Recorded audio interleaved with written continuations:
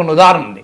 ధరలు ఒకసారి పెరిగినప్పుడు నేను ఏం చేశానంటే ఎమ్మెల్సీగా ఉన్నప్పుడే ధరల పెరుగుదలను నిరసనగా ఒక హైదరాబాద్ చివరిలో ఉన్న పొలాల దగ్గరికి వెళ్ళి టమాటాలు తీసుకొచ్చి ఇందిరా పార్క్లో సగం ధరకు అమ్మి చూపెట్టాడు. అమ్మి చూపెట్టడం లాభం కూడా సంపాదించాను. ఇప్పుడు నేను ఒక్కరిని చేయగలిగినప్పుడు ప్రభుత్వం ఎందుకు చేయలేదు అని అడిగాను. తర్వాత ప్రతిపక్షాలు కూడా ఇదే రకమైన నిరసన మొదలుపెట్టాయి. దాని మీద TV channel half an hour debate నడిపాయి. నన్ను పిలిపించి టమాటాలు కూడా ఇలా కుప్పలకు పోసి, అంటే అది తప్పు కాదు. మళ్ళీ అంటే to attract people you can do gimmicks, nothing wrong. కానీ ఆ స్ట్రేంజ్గా ఉండకూడదు, ఆడగా ఉండకూడదు. మెయిన్ పర్పస్ ఇప్పుడు కొరడాతో ఈయన కొట్టుకుని ఏమొస్తుంది, కొట్టాల్సింది ప్రభుత్వాన్ని.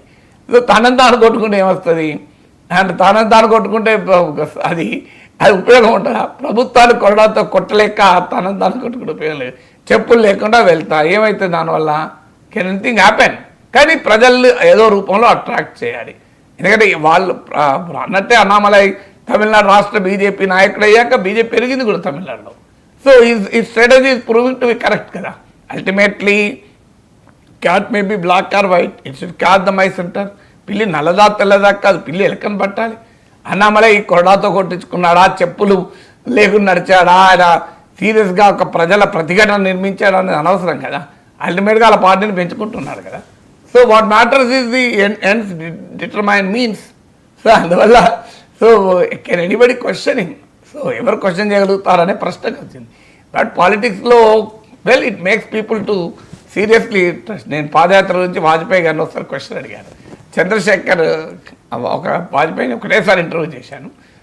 ఆసారి చంద్రశేఖర్ పాదయాత్ర చేస్తుంటే అడిగాను, what is your opinion on Chandrashekar padayatra అని. అంటే ఇట్స్ గుడ్ ఫర్ హెల్త్ అన్నాడు. Good for health for young people like Chandrashekar, not for me అన్నాడు. సో యువకులైన చంద్రశేఖర్ అంటే వాళ్ళకి ఆరోగ్యానికి మంచిది అన్నాడు. సో అందువల్ల పాదయాత్ర ఆరోగ్యానికి మంచిదే. కానీ కాస్త చెప్పులు లేకుండా నడిచినప్పుడు ఆయన డయాబెటీస్ లేదు, యంగ్ కదా, అందులో ఐపీఎస్ అధికారి, చాలా దేహదారుఢ్యం ఉన్న ఫిట్నెస్ ఉన్న వ్యక్తి కనుక డయాబెటీస్ ఉంటే మాత్రం దయచేసి చెప్పులతో నడవద్దు. ఎందుకంటే it can lead to unnecessary ailments. అందువల్ల ఫైన్, గుడ్, మంచిదే కదా హెల్త్కు. Right sir. ఇక ఎవరైనా చనిపోతే వారి మత ఆచారాల ప్రకారం ఖననం చేయడము, దహనం చేయడము చేస్తూ ఉంటారు కదా సార్. అలా కాకుండా ఇప్పుడు వైద్య పరిశోధనల కోసం మెడికల్ కాలేజీలకి